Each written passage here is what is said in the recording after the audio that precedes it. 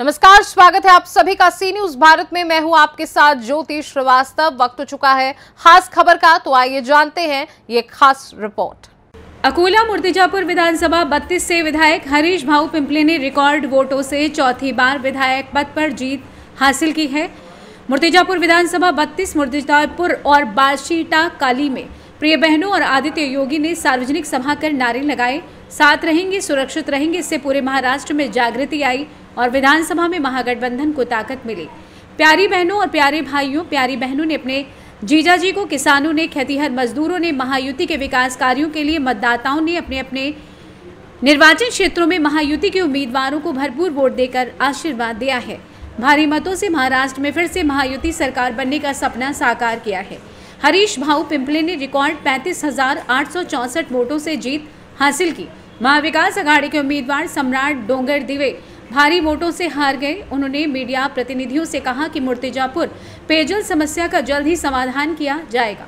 Murtizapur MIDC बड़ा उद्योग लाएगा और निर्वाचन क्षेत्र के युवाओं को रोजगार के अवसर प्रदान करेगा। शकुंतला रेलवे को ब्रॉड गेज में बदलने से नागरिकों को यात्रा करने में काफी फायदा होगा। मूर्तिजापुर निर्वाचन क्षेत्र के स्कूलों में गुणवत्तापूर्ण शिक्षा की व्यवस्था करेंगे। झालेला आहे आज तुमचे परीक्षेमध्ये उत्तीर्ण झालेला आहात।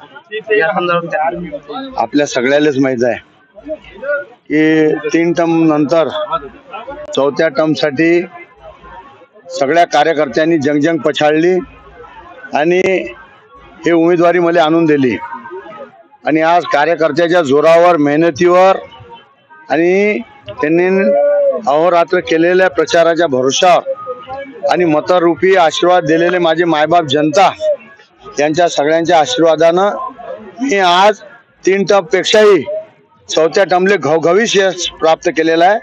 सगळे माझे स्वतःचे रेकॉर्ड मोडत आज मी चांगल्या लीडनं निवडून आलेलो आहे। आता हे जे निवडणूक आहे किंवा हे मी निवडून आलेलो आहे हे कार्यकर्त्याला समर्पित आहे, माझ्या मतदात्याला समर्पित आहे।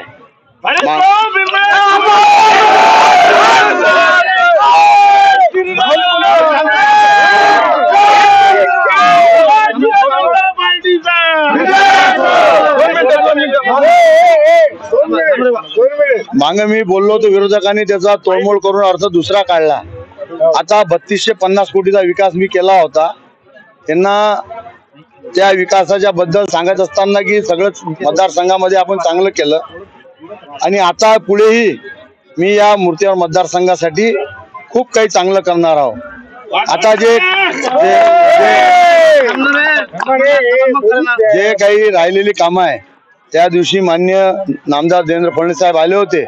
मुख्य पाण्याचा रस्ता होता, त्यांची 45 कोटीची फाईल आहे, 20 कोटी ड्रेनेजची फाईल आहे आणि भारतरत्न डॉक्टर बाबासाहेब आंबेडकर ते गाडगेबाबा चौक आणि गाडगेबाबा चौक ते पिंजर आणि गाडगेबाबा चौक ते अकोला हा 36 कोटी रुपयाचा प्रस्ताव सगळा तयार आहे, मंत्रालयात आहे।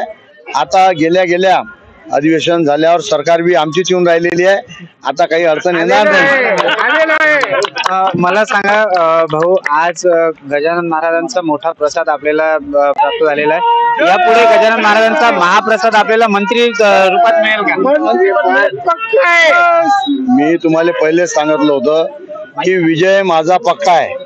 ज्या दिवशी मला कार्यकर्त्याच्या जोरावर तिकीट जाहीर झाली त्या दिवशी सांगितलं की मी आता निवडून येऊन राहिलो, कारण मतदाता आणि कार्यकर्ता जर सोबत असले तर प्रभाव कोणीच माझा करू शकत नाही। आता जो विषय होता तो फक्त लीडचा होता आणि मी पैदल वारी केलून गजानन बाबाला तेच सांगितलं की गजानन बाबा यावेळेस माझे स्वतःचे रेकॉर्ड तुटीन अशी लीड दे आणि गजानन बाबानं ते माझं ऐकलं। माझ्या पैदल वारीचं सार्थक झालं, माझ्या कार्यकर्त्याच्या मेहनतीचं सार्थक झालं आणि माझ्या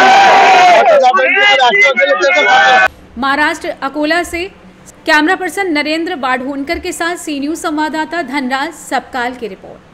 फिलहाल के लिए इस खास रिपोर्ट में बस इतना ही। देश दुनिया की बाकी खबरों को जानने के लिए आप देखते रहिए सी न्यूज भारत।